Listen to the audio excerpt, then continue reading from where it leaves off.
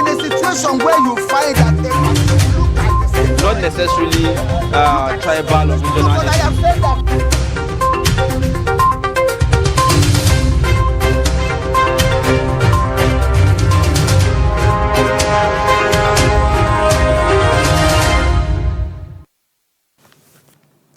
All right, thank you for staying with us. And now we will be taking a look at the first paper of the day, and that's Daily Trust newspaper this morning. Here we have the first story talking about IPOB's killing of 3 policemen, gruesome. That's according to the federal government. You'd find details of that on page 7. Also, we have Kaduna-Abuja train. Racketeers connive with officials, buy tickets with fake names. That's on page 3. The lead story on Daily Trust this morning. COVID-19, last minute rush as federal government bars unvaccinated workers tomorrow. You'd also see the riders. Government reviews travels, airports on alert over Omicron variant. We should resist unscientific travel restrictions. Ramaphosa. You'd also find AFDB suspends investment forum. WHO raises fresh alarm. And then the pictorial there shows you the scene where you have people waiting to get vaccinated. I'm not seeing people with face masks, just like we earlier tried to establish that. I hope that in the process people don't contract the virus in the process of getting vaccinated. That's right. Now, you would also find below that just prison attack, 11 killed, 252 inmates escape. You'd find that on page 6. And then at the very bottom, you'd find Kano bride dies on wedding day. Mangal rakes in 11.8 billion naira, exits Owando. And then the last story there, security agents killed 13,241 Nigerians extrajudicially in 10 years. That's according to a report by the CDD. For details of that, you can grab a copy. But that's really an outrageous number. It means that if you are to do a breakdown of this figure, at least 1,000 Nigerians die every year. Yeah, that's huge. You know, if you had to go by this, it means, yes, that 1,000 Nigerians die in the hands of security agents yearly. That's an alarming big number. That's right. Wow, and it goes to show you how security operatives take the lives of ordinary, the citizens. In most cases, this abuses, and extrajudicial killing. Well, we'll take a look at that more later on the program. We'll have a guest joining us, one of the people that released this report to discuss this very report. Let's take a look at other papers. Yeah, okay. Next, I think we look at the Punch newspaper. It also has a number of stories here. This one says, Electoral Act amendments. Buhari writes INEC, seeks advice on direct primaries, others. And there are 2 riders there. One says, Commission has 7 days to respond to Buhari letter. And then the second one is saying, President will consult all stakeholders. That's Buhari, just attributed to Buhari spokesman. And then beside it, there is also a story that says, FG's capital market debt servicing gulps 2.18 trillion naira in 10 months. Report. That story can be found on the page, page 17 of the Punch. And then coming down, to the major headline, talking about the lead headline there. Omicron variant, that's the kicker. Omicron variant, travel bans looms as Canada detects Nigeria-linked cases. That's the lead story of the Punch this morning. And it has some riders. One says, federal government threatens steeper punishment for travelers with fake coronavirus vaccination card. And the second one said, sending samples to South Africa disgraceful. Shows NCDC lacks national pride, attributed to Tomori. There are other stories, below the front page pictures there. This one said 9 inmates, 1 gunman officer shot dead in Jos prison invasion. I think that was captured in the Daily Trust newspaper of today, as read by Ayuba. And the other one says notorious Ogun cultists caught with gun during raid on hotel lodgers. Now that story can be found on the page 5 of the Punch newspaper. And then lastly, 80 pallets of cocaine are excreted to raise 7 million for IVF. Lesser Hajj bound women arrested in Abuja narrates.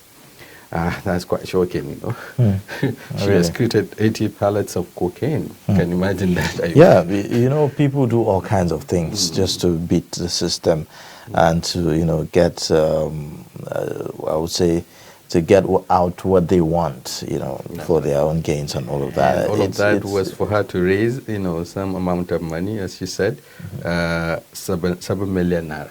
It's risk, and the risk, attached to this. I'm not sure if some of these people, actually look at the risk attached to this. But I mean, whatever happens, they know what they were in for. Let's take a look at other stories, other papers. Now, the Nation newspaper this morning has some very interesting stories as well. The first one, not much of a difference from what we've seen on other papers. Officer, 9 others killed in custodial center attack. You'd see also 252 inmates missing. And that's on page 3 of the Nation newspaper. You'd find also the next story says APC chair slot not zoned to North Central, says party. You would find that story also on page 28 of the Nation newspaper. The next story there, World Bank hails Kogi over 2020 audited financial report. North's elders Ohanese clash over Nnamdi Kanu.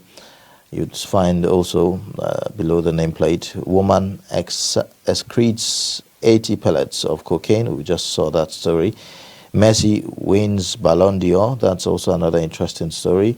APC, PDP resume hostility ahead of 2023 with the riders why ruling party should not return by Ayu. That's the PDP chair. PDP is not alternative, says Apanu Dodehe. You'll also find the next story there saying speculators sell hoarded dollars to cut losses, says Bankers Committee. The lead story on the Nation, Omicron COVID-19 variant Nigeria on the alert, says government. And you'd find also results of samples sequencing expected today. Entry points on the watch, reviewed travel guidelines begin Friday. Well, these are some of the major stories there on the Nation newspaper this morning. All right, let's take a look at the next paper. Okay, I think so far. Okay, that's our last paper. All right. Well, we have in the studio Nurudeen Abdallah, editor, 21st Century Chronicle, to take a look at these stories that made the headlines this morning. Well, we are hearing that there's a panic.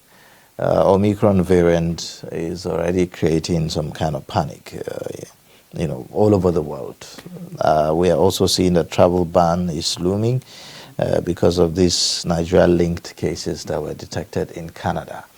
So Nigeria is not an exception, isn't it?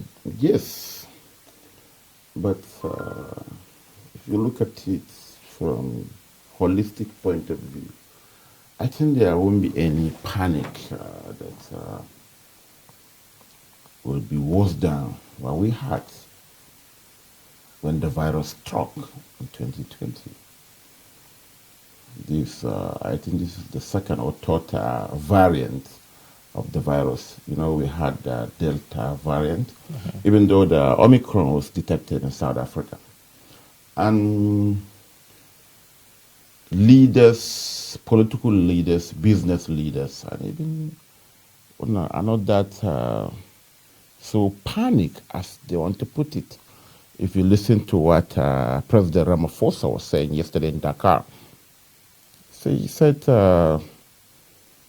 South Africa in particular should be thanked for detecting this variant. It shouldn't be penalized. And he was warning, particularly the developed nations, not to shut their borders because so many countries rely on tourism or rely on travel-related activities for their economy. So I don't see that panic like Nigeria. Remember when the thing came, people didn't understand it well. There was lockdown, the economy was shut, everything. But as time goes by, 2,900 plus Nigerians died of the virus since it debuted last year. You understand? And that scaremongering attitude of some health authorities that people will be dying on the street and what if you maybe you got to look at our condition. But I think that was just that was just a projection of the worst case scenario, and preventive measures needed to be taken. Should we be regretting locking down the system and shutting down everything, at this point? Don't you think that it perhaps played some major role in bringing down the numbers for us? Yeah, it did. But, I look at other effects. You shut down, in the West they can shut down. But the environment, the socio-ecology and the socio-economic ecosystem is different. If you shut down like they did in the West, for instance, people were living indoors. In Nigeria, we have, particularly where I come from, our homes are for sleeping, not for staying. You understand? We don't have electricity, we don't have. There's no water. And so many other things. So I don't like the President Macky Sall of Senegal said yesterday during the China-Africa summit. He said Africa should devise their ways of tackling these issues. When there's Omicron, we shouldn't just be going. Does Africa has any specific or special way of treating it aside from the standard principles? The safeguard, the principles of precautionary measures. Rather. Principles. And all of that. Yeah, the precautionary measures. Don't be overcrowded in one place. Do not exchange pleasantries like by handshakes and all of that. Wear face masks, wash your hands regularly. These are the the safety precautions. We can't do any different. We're talking about a shutting down. Talking about a shutting of the economy. And there were a lot of uncertainties around COVID when it came. Yes. At the beginning, even scientists were not sure what this was. It was a stage of more of an experiment, trying to see what is this really. And so that is why I said Omicron or no Omicron. Some of these uncertainties have been settled. Now they were certain. So there are certain things. Nigerians understood so many other things. There are certain, even a shutdown actually that wouldn't have been. Maybe we have gone that far, for instance. And come to think of it, what are those things that we did as a safeguard? This thing emanated from South Africa, and our president was there. That's back. So you see, so looking at all this, I don't think there will be any panic. But we've seen the worst of it. That's what you are saying. We've seen the worst of it, isn't it? Sure. Yeah, but we are already taking measures. For instance, the government is saying that we are perhaps, reviewing the travel guidelines and so on. We are also placing the entry points, under surveillance and what have you. These are things that we've been hearing in the past, even at the onset of the emergence of the COVID itself. How are you looking at these measures? Are they just pronouncements, or how effective are they? Like I told him earlier, You know, we, like they normally say in the local lands, copy. Yeah, you hear authorities saying all this, but the biggest are violators of all the surveillance. You remember when there was lockdown, total lockdown, and travel bans out of it.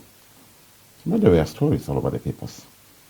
The number of officials that traveled out, some of them even top government officials that violated all restrictions placed, you understand? That is one. And secondly, look at even these travel restrictions, this self-isolation. No, this official isolation at some hotels. We did the story. It was just an RNG stuff. Go to the hotels. You have to be quarantined, I say, for 7 days.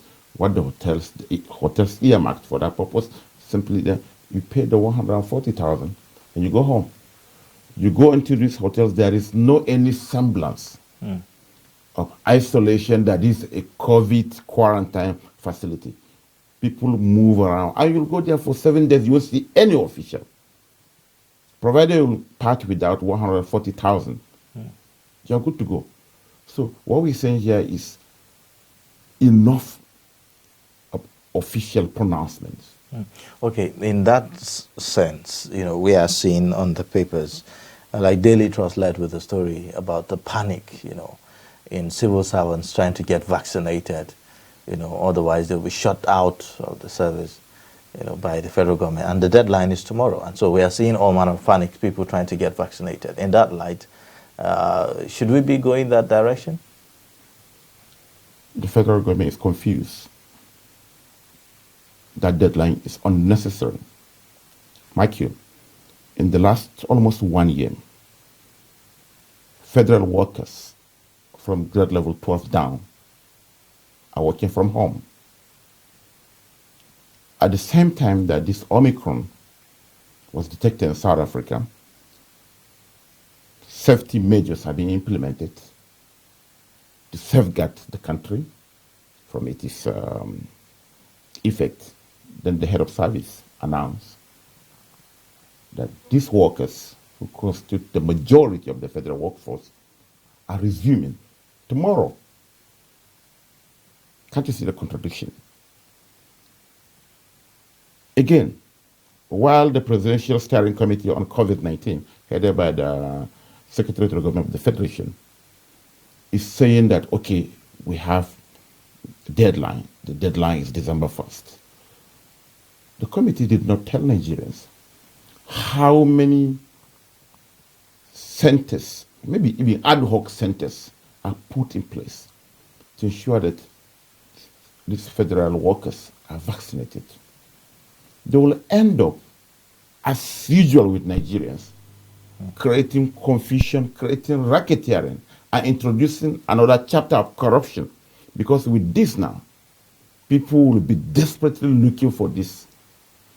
Yeah, exactly. No, because it's simple. The it's a paper. certificate, the vaccine certificate. The certificate. So you are opening a corruption chapter on it. So what they should have done is simple. Mike, you level 12 down are resuming tomorrow. The same day you are saying that those who are not vaccinated will get access to the offices.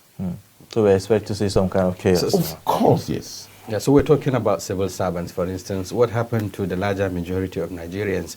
I don't know how you're looking at, you know, the government's ability to reach out to the people. We've seen some level of relaxation in terms of creating awareness, even on the impact of the COVID. And now that we have a new variant, which is also very deadly, how do you, what's your assessment of government engagement of the people with regards to telling them, you know, this is what this Omicron is, and these are some of the devastating effects, and perhaps these are some of the measures that we need to adopt? Like I said, if you travel out of Abuja, maybe Lagos and Port Harcourt, go to Kano, for instance, nobody's talking about COVID. Why? The same people that should,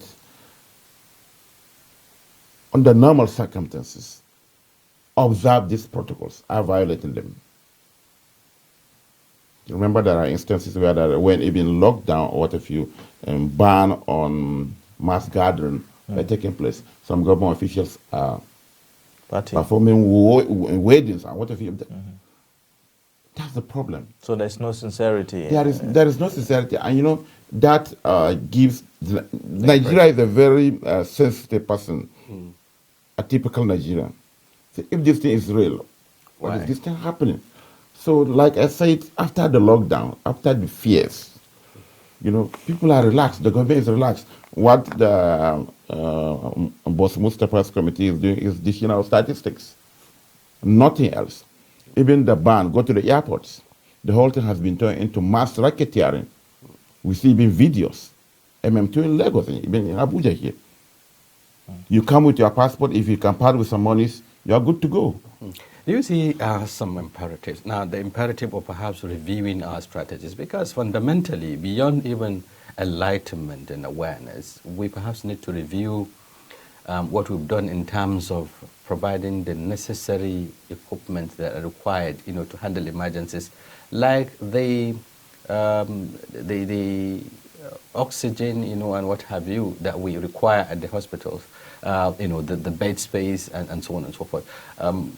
Before the COVID, we know the kind of health decay in the health sector, and now government has intervened. We are not even going back to review that intervention to see how effective it is. Didn't you think this is also another big challenge?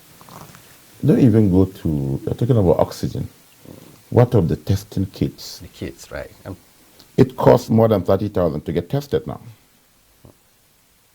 How many Nigerians can afford that? Just the testing. Don't even go to the oxygen thing. So what it simply means, the government should be serious. The government should be serious. 1 year after the lockdown, like you said, let's look at the health sector. What has changed?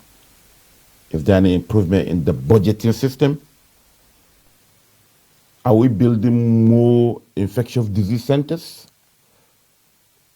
Are we retraining more staff to cope with that possibility?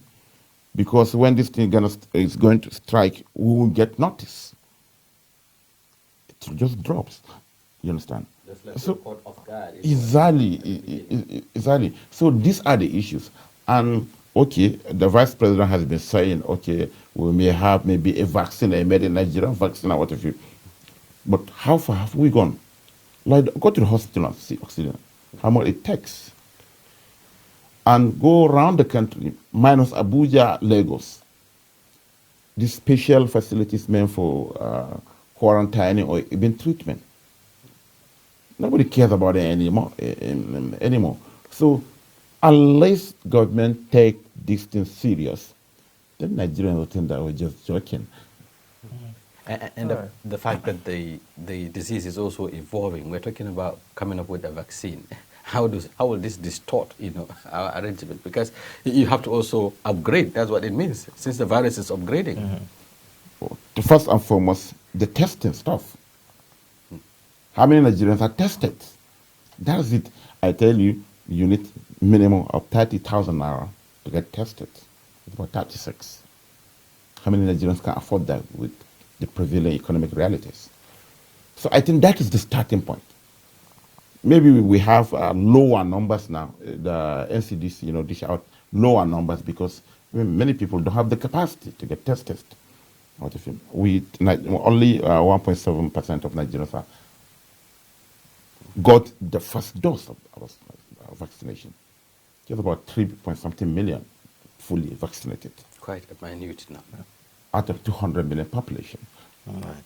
We have a long way to go. Very long way to go indeed. Now let's take a look at other stories. On the Punch newspaper, we have this story about, it says, despite FG's revenue crunch, NIS, I believe Nigeria Immigration Service, projected passport revenue drops by 96%. What exactly is going on around this? Maybe we should, highlight. There's also this problem about some Nigerians abroad, whose passports have expired and then are unable to renew and all of that. What exactly, are we not getting right here? The issue of passport is a very long, complicated issue, and it's simply a microcosm of the Nigerian problem. For years, we have been reporting that issue. That is one. On the other hand, many Nigerians abroad, because most of the Nigerian missions and embassies are closed for the COVID. Recently, I read a story about Nigerians in Kuwait. The issue is simple. There was lockdown, so the embassies don't work and what have you. But more importantly, it's about even the availability of the passport itself. It's a story of, if I say corruption, I'm not mistaken. A company was given this contract to produce the passports. Iris, during the Obasanjo regime, it's a 5-year contract. It ended with a caveat that before the expiration of that 5-year contract, Nigeria will be producing the passport, manufacturing it here in Abuja with the factory. But that did not happen. The Obasanjo regime came, the same people remained. The same passport was being produced in Malaysia.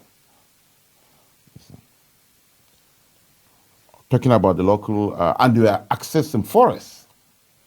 On the other hand, they said that we have a minting company. As of the time Obasanjo came, gave out the contract to those people with their Malaysian technical partners. The print and minting company didn't have those facilities to print the security aspect of it. But now they do. And this same private company was assessing forex from CBN. So I remember Emefiele had to step down and say, no, we can do this thing, or at worst, sucks your forex elsewhere. So that was the major problem that brought that unavailability of the passport. But up to now, the same contract has been there. It's the same company. Your data is run by just private individuals. You understand? And so many Nigerians talk about it, but like I said, so the idea of reaching out to one or two and the matter is dead. So that is it. This thing is not being produced locally with forex going to the roofs now. They have to access forest to do it. And it is being done in a foreign land, even though it's a security matter. The data is being kept by a private company here in Musetu. Is it even right in the first place to subject such very vital information? You're talking about security information. It's a Nigerian problem. To another climb. No, it's a Nigerian problem. And what happened to punitive measures if people, are caught, in a wave of corruption, on issue that is very critical and central to Nigeria, and then nothing happens, with all the authorities, the agencies that need to go in and investigate. Don't forget, they're so powerful. Every Minister of Internal Affairs will talk. And before you know it, it's settled and nothing happens. This company has been there. Dozens of stories, dozens hearings were done by the parliament, but nothing happens. And now we're seeing that it's backfiring. I mean, there's a drop in revenue, for the Nigerian Immigration Service, by 96%. Well, we'll keep tab on that story and keep following it and see how, it all turns out. Well, let's take a quick break now, and then when we come back, we'll touch some more on the dailies. Please stay with us.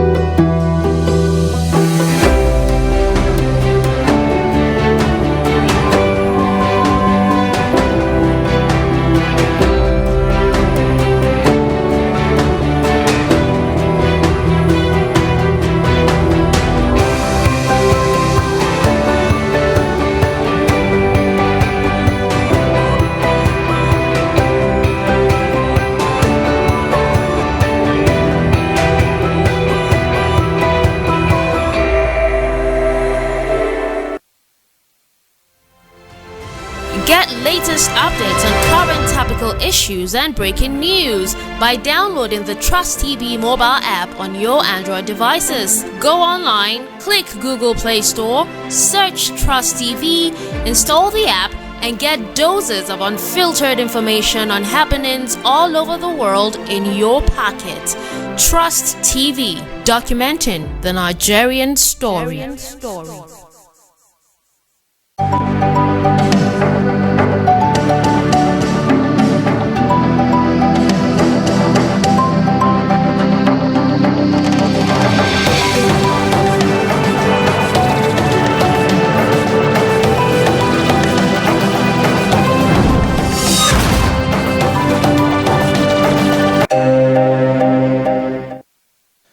Thank you for staying with us. And if you're just joining us, you're watching Daybreak, reaching you live from the nation's capital in Abuja.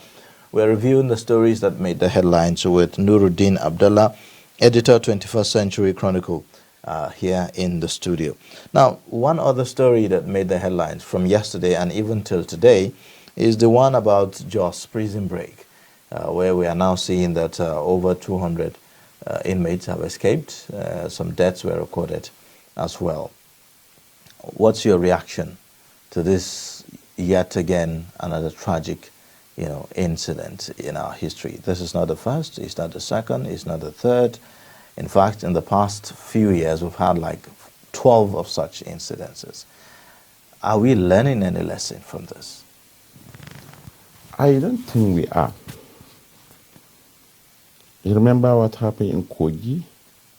You remember what happened in Oyo? Just some months ago, some gunmen will come, overpower the security around the facility, got in, released almost everybody. The ministry will come here and they will be publishing the pictures, smoke shots of some inmates on the field. It happens not once, not twice, not thrice. So what actually is the problem? Nigerian prison generally has a capacity of about 70,000 some. More than half of those are with trial.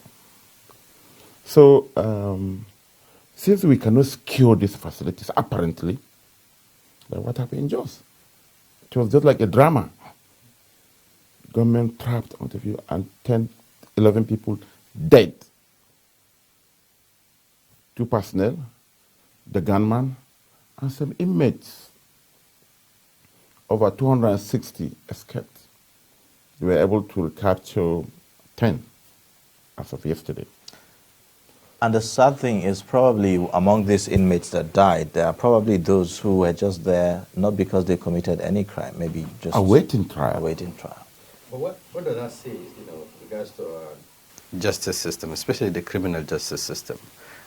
Many have said, it's about time we review this because we cannot continue to, saturate the prisons, correctional centers with people who who ought to have been, their cases ought to have been dispensed and then they leave because all of this also boils down to the overcrowding and what have you.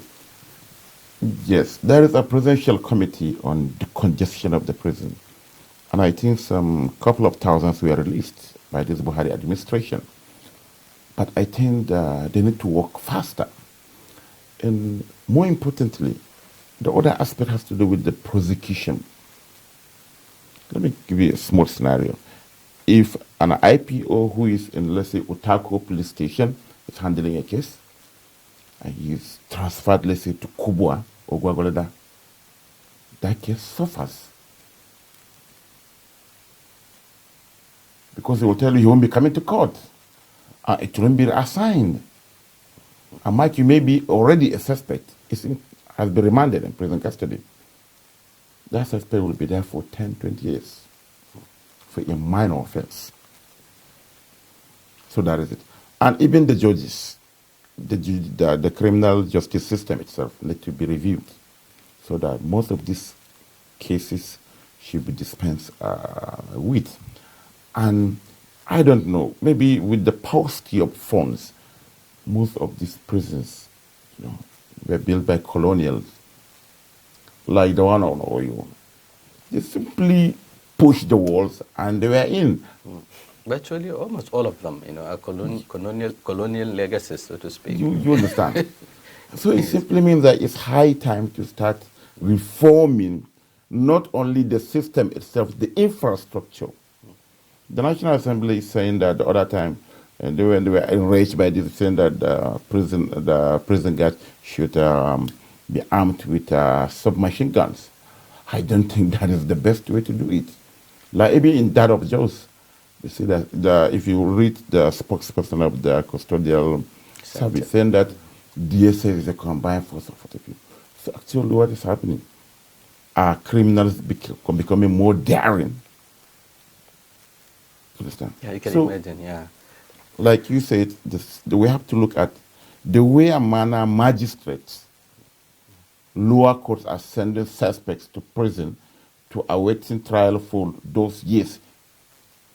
Should be looked minor into. Offenses in most cases. Minor offenses, to fighting. Neighbor and neighbor fought over tap water out of it. And this guy had it. And that's it. So apparently Nigeria is not rising up to the 21st century challenges. The structures from decades ago are the same. And now we are confronted with challenges of today. We are confronted with people who can dare the prisons and go there, and all of that. What are we doing to change this? Are we really doing anything tangible to change this narrative, to rise up to the occasion of the day? Because apparently even criminals have evolved. Yes, it's normal, when you have a system in place, some bad elements will work hard to circumvent it. But unfortunately, like you said, our system is archaic, while the criminals are becoming more sophisticated. That's why they will launch a daring attack on a facility at the headquarters of a state. And they will get surrounded by a number of security outfits. You understand? So maybe, this prison should be decongested in the first place. Sending people to stay there for decades for minor offenses, that thing should stop. The police or the state itself, should actually revamp their own prosecutorial system and capacity.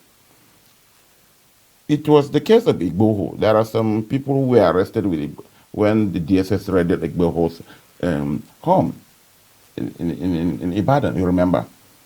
In one of the sittings here in the Federal High Court, Abuja, some DSS personnel were telling the court that they couldn't attend because the case file was stolen from them while they were coming to the city. They boarded a commercial taxi, what they call along, and they were robbed. Can you imagine that? Can you see how ridiculous that is? Sounds very ridiculous and could be true. Well, very ridiculous, but could be true. Right. But anyways, we'll have to end the discussion here. Okay, I wanted to ask this question. There is also this perception, of the government that there could be political motivations to all of this. Looking at the sequence of the attacks on, correctional centers and so on, the Minister of Interior was quoted recently as saying that some people are just out there to ridicule the government and what have you. Is that tenable? That's funny. Because, okay, what is he doing? Two things. If you know a problem, then you know almost half of the solution of that problem. So when you know some political elements are out there to ridicule your government, doesn't it mean that you should go to sleep? Two things. Don't give them the opportunity to do it. Reinforce security around those facilities, one. Arrest them since you know them. Bring them to face the law. Nigerians will help you. But don't be a complainant. All right. Well, we have to end the discussion. Thank you so much for sharing your thoughts with us on the stories that made the headlines this morning. We've been speaking with Nurudeen Abdallah. He is the founder, 21st Century Chronicles, here in the studio. We look forward to having you again. Thank you.